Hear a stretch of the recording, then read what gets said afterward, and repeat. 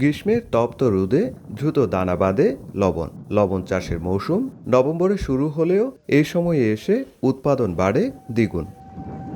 কক্সবাজারের লবণ চাষি একলাস মিয়ার এখন ফুরসতই মিলছে না বিশ্রামের। প্রখর রোদে ঘাম জড়িয়ে মাঠে সামলাচ্ছেন লবণ উৎপাদনের ব্যস্ততা।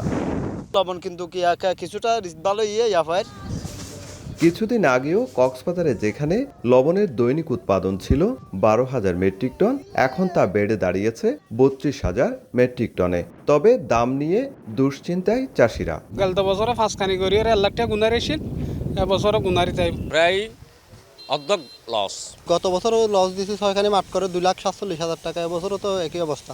লবণের ন্যায্য মূল্য নিশ্চিতে সরকারের উদ্যোগ নেওয়া জরুরি বলে মনে করছে কক্সবাজার চেম্বার। ন্যায্য মূল্য যদি নিশ্চিত করা না যায়, চাষি যদি আপনার এটার ব্যাপারে আগ্রহ হারিয়ে ফেলে এই শিল্প থেকে, তাহলে সেক্ষেত্রে কিন্তু দেশে কিন্তু লবণের সংকট এটা কিন্তু একেবারে নিশ্চিত। ইফাদ রোশে এক্সপার্ট মিক্সে আছে সবচেয়ে বেশি মশলার সংমিশ্রণ। ইফাদ রোশে এক্সপার্ট মিক্স মশলা।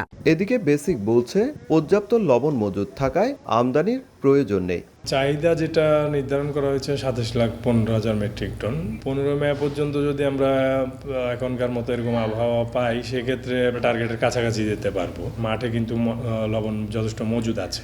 আবহাওয়া অনুকূলে থাকলে আগামী কয়েকদিনে দৈনিক লবণ উৎপাদন রেকর্ড 38,000 মেট্রিক টনে পৌঁছাতে পারে বলে আশা সংশ্লিষ্টদের।